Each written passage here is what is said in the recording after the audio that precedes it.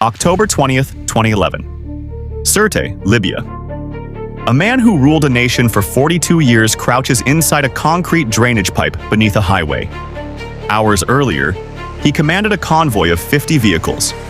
Guards, weapons, loyal fighters willing to die for him. Now he hides alone in a 4-foot-wide tunnel, covered in dust and blood. Cell phone cameras will capture what happens next. The footage will shock the world. This is Muammar Gadafie, and these are his final 24 hours. How does a dictator who survived coups, sanctions, and wars end up trapped in a drainage pipe? What happened in the convoy that morning? And why wasn't he put on trial like other captured leaders? Let's uncover the full story. Muammar Mohammed Abu Minyar al-Gadafie was born in 1942 in a desert camp near Sirte, Libya. Poor Bedouin family. No money, no connections. But young Gadafie believed he was destined for greatness. He joined the military, studied in Libya and later in the United Kingdom, read everything about Arab nationalism. His hero was Egypt's Gamal Abdel Nasser, an anti-imperialist who fought colonialism.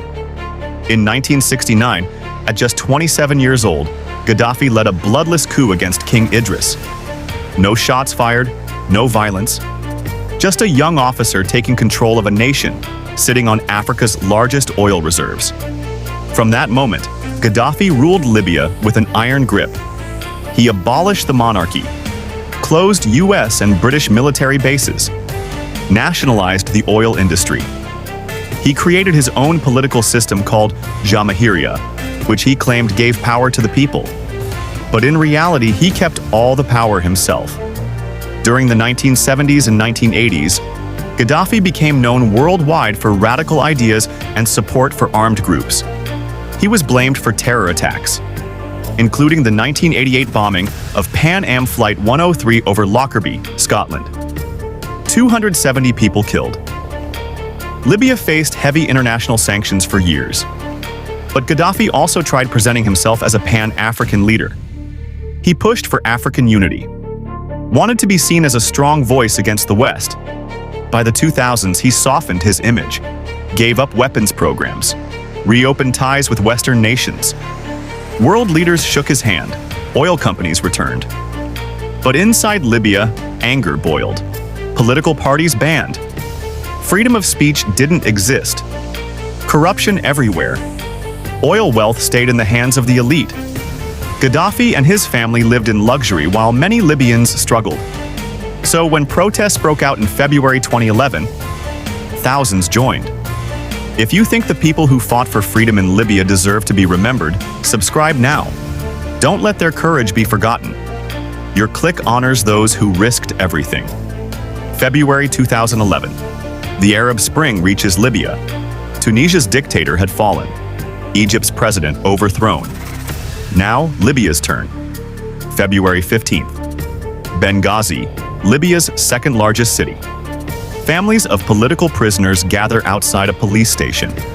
They demand the release of human rights lawyer Fatih Terrible. He'd been arrested for speaking about the 1996 Abu Salim prison massacre, where over 100 inmates were killed by Gaddafi's security forces. The protest grows quickly. By February 17th, the Day of Rage, thousands fill the streets in Benghazi, Beta, Tobruk, and Derna.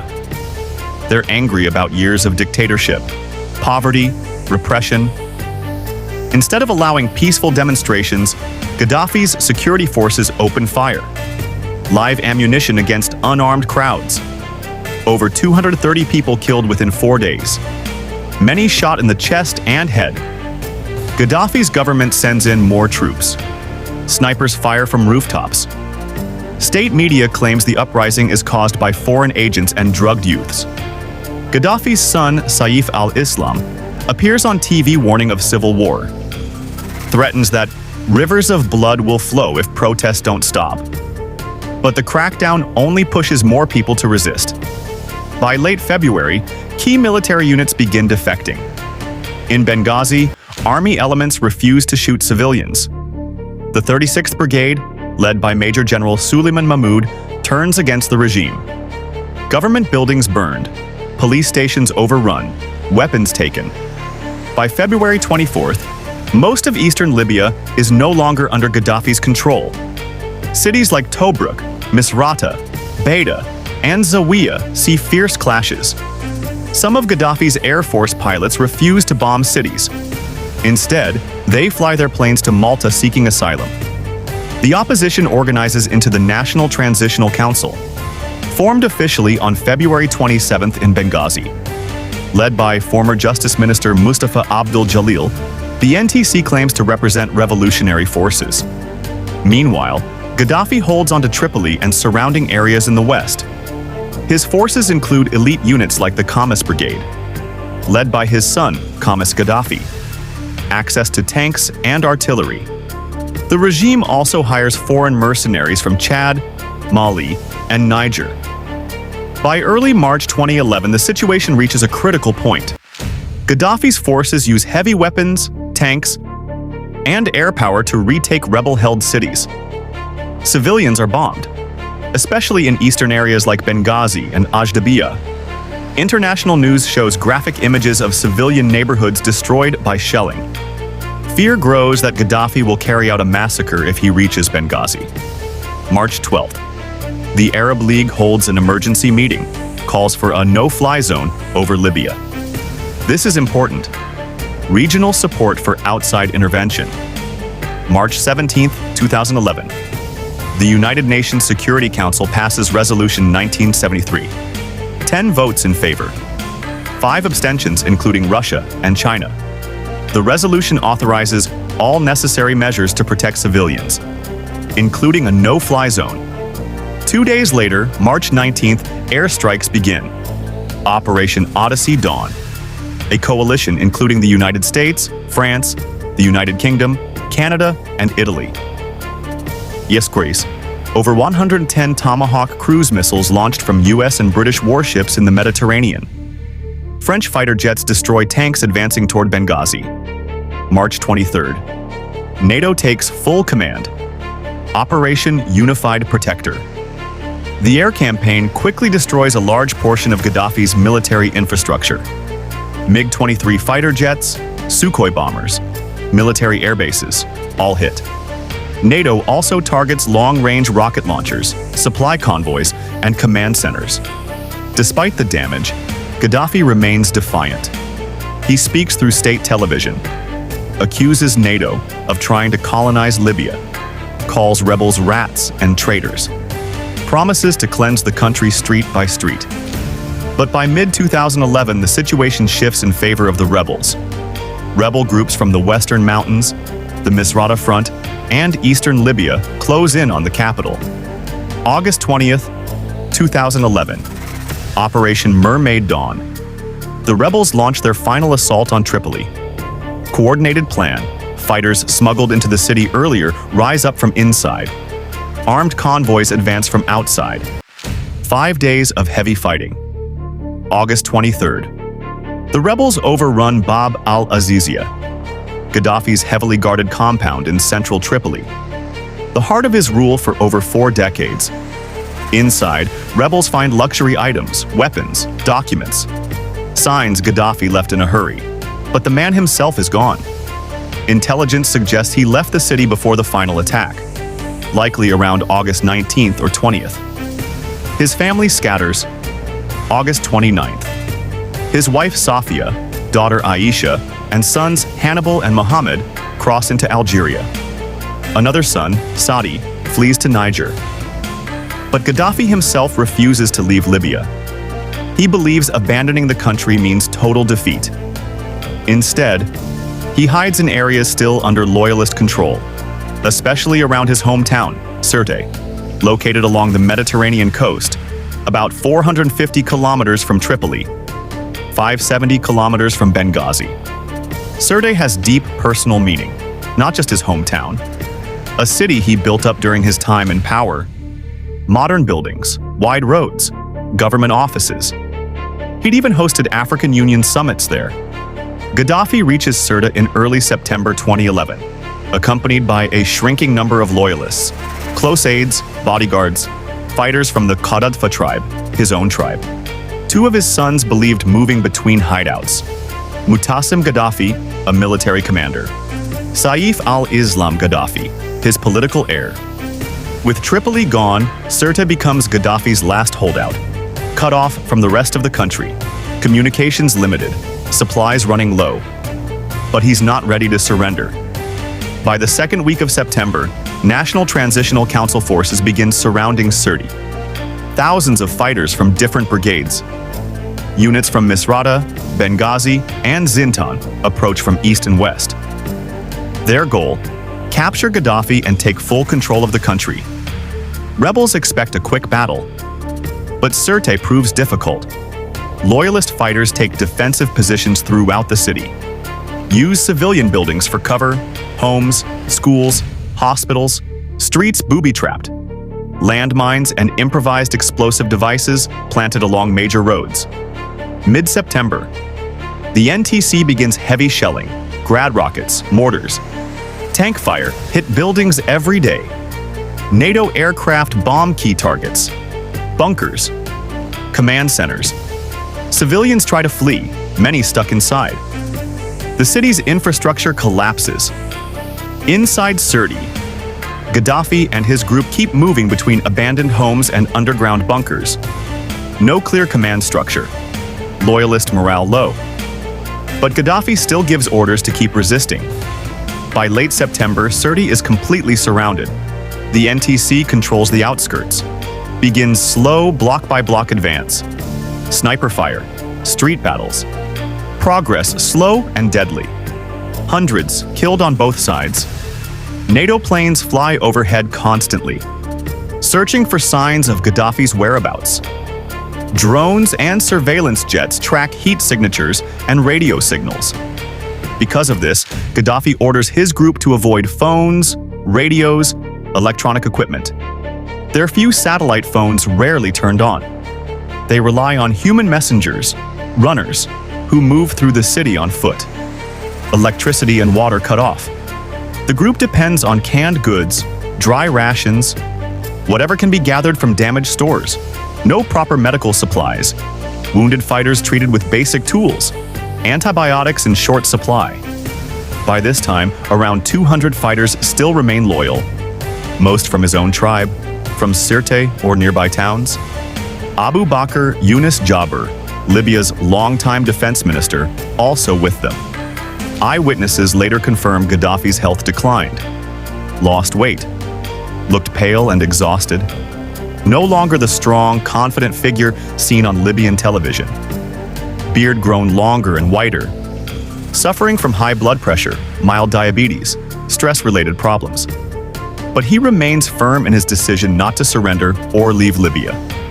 He also remains silent to the outside world. After Tripoli fell, Gaddafi stopped broadcasting public messages. He avoids cameras. Fears any leak of his location would result in a NATO airstrike. His silence is strategic. He wants people to believe he might already be dead or somewhere else. Still, he has a plan. Break through the siege of Sirte. Flee south towards Saba, a city in the central desert. Or cross into Niger, where other members of his government already escaped. But every exit route is blocked. Roads watched. Convoys attacked or turned back. By mid-October, it's clear Gaddafi cannot hold out much longer. October 19, 2011. Gaddafi makes the decision to try to escape. He and his remaining inner circle begin preparing to leave that night. The plan: form a convoy of more than 50 vehicles, mostly pickup trucks and SUVs. Many fitted with mounted machine guns or anti-aircraft weapons. Some carry weapons and ammunition. Others filled with guards and Gaddafi's personal staff.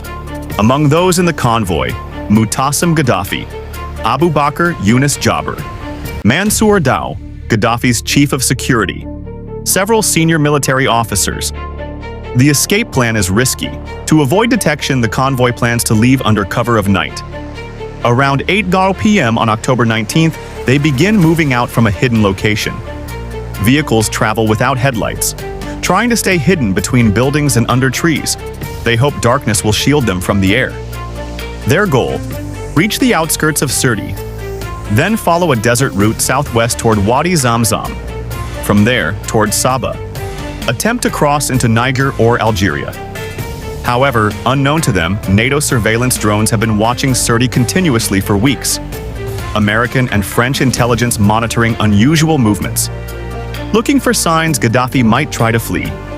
That same night, a US MQ-1 Predator drone flying above Sirte picks up heat signatures, a convoy forming and moving out of the city. Early morning hours of October 20th. As the convoy reaches the western outskirts of Sirte, it's spotted again, more clearly this time. Around 8:30 a.m., NATO makes its final move.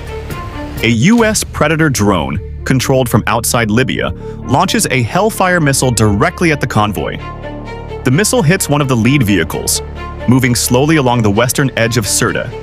That strike immediately halts the front of the convoy.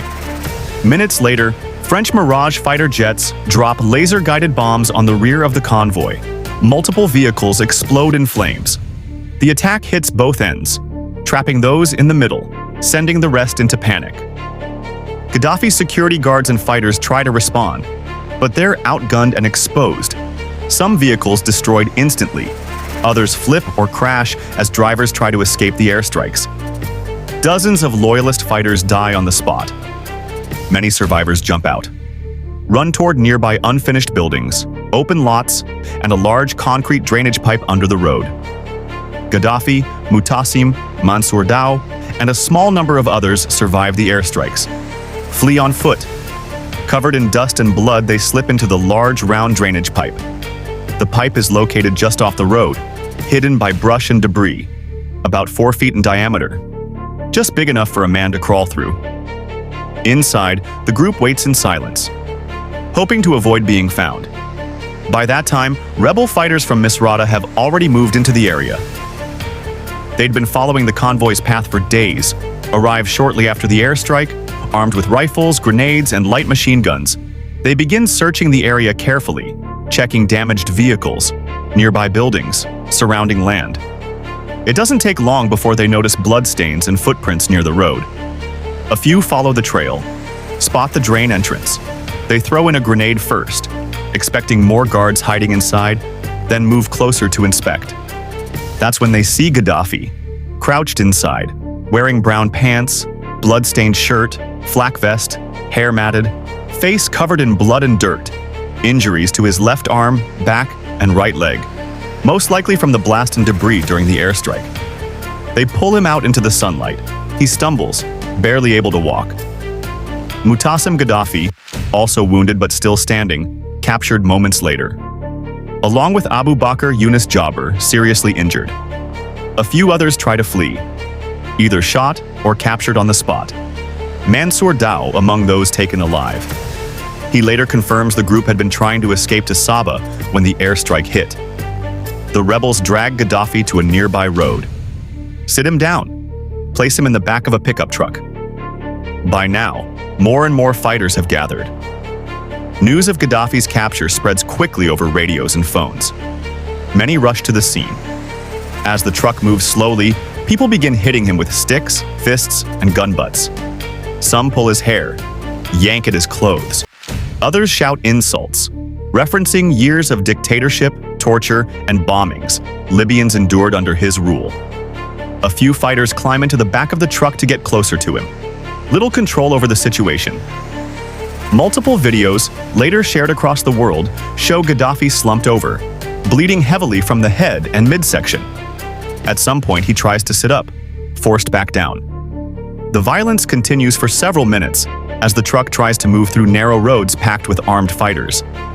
The exact moment of his death remains unclear. According to medical reports, he was shot in the head and abdomen. Some say he was shot during a struggle in the truck. Others believe a fighter may have pulled the trigger deliberately. No official trial, no announcement of a formal execution, no confirmation of who fired the fatal shot. What is certain? By the time the truck left the outskirts of Sirte and reached an NTC-controlled checkpoint, Muammar Gadafie was dead. His body covered in blood, shirt torn, pants soaked. Multiple gunshot wounds and bruises across his body. Doctors who later examined him confirmed he died around 1 p.m. on October 20th, 2011, at the age of 69. If understanding how dictatorships end matters to you, if learning from history helps protect the future, subscribe now. Share this video. Make sure the next generation knows what happens when leaders lose touch with their people. His body was taken to the city of Misrata, which had suffered deeply during the war. For 3 days, his body was kept inside a refrigerated meat locker in a local market. Under the control of Misrata's militia, people lined up in the hundreds to see it. Many took photos or recorded videos. A moment of closure for some, revenge for others. The bodies of Muammar Gadafie and Abu Bakr Yunus Jabir were also brought to Misrata. Both men had died shortly after capture. Muammar from a gunshot wound to the neck and chest. Jabir from injuries suffered during the convoy attack. October 23rd, just 3 days later, the NTC officially declares the end of the civil war. After over 8 months of conflict and more than 30,000 deaths, Libya is now under new leadership. Once the public viewings end, the question of Gaddafi's burial becomes urgent. Night of October 25, 2011. Gaddafi is buried in a remote desert location, somewhere in western Libya. To this day, the precise burial site remains unknown to the public. Think about this. The man who ruled Libya for 42 years, who survived coups and assassination attempts, who controlled vast oil wealth, who met with world leaders as an equal. He ended up hiding in a drainage pipe beneath a highway, captured by fighters from a city he'd brutalized, killed under disputed circumstances. No trial, no formal justice process. His body displayed in a meat locker, then buried in an unmarked grave in the desert. The contrast is brutal. 42 years of absolute power, palaces, guards, wealth beyond measure, ending in a 4-foot-wide concrete pipe, covered in dust and blood. This story raises important questions. Should Gaddafi have been put on trial, like Saddam Hussein was in Iraq? Would a trial have been better for Libya? Provided truth and accountability? Allowed victims to confront their oppressor? Or did the chaos of war make a trial impossible? The loss of that opportunity to establish legal accountability and historical record was significant, though understandable given the circumstances. Libya continues to struggle with Gaddafi's legacy. The country remains divided, unstable, suffering. The promise of the 2011 revolution has not been fulfilled. Whether the manner of Gaddafi's death contributed to this ongoing instability is debatable. But the loss of accountability that a trial might have provided certainly didn't help Libya build a foundation for justice and reconciliation. Gaddafi's end was the culmination of choices made over decades. His repressive rule, his failure to build legitimate institutions, his cultivation of personal loyalty over professional structures, his bizarre foreign policy adventures, his growing detachment from reality, all contributed to his ultimate fate. When the population rose against him, he lacked the tools to survive. Force and fear had kept him in power. When those failed, nothing remained. The images from October 20th, 2011 remain powerful and disturbing. They show the end of a dictatorship, the death of a dictator, the chaos that comes when order collapses without something stable ready to replace it. Subscribe now, so you never miss stories like this. Share this video with anyone who needs to understand that dictators always fall. Always. The only question is how much destruction they cause before they do. Don't look away from history. It's the only way to stop it from repeating.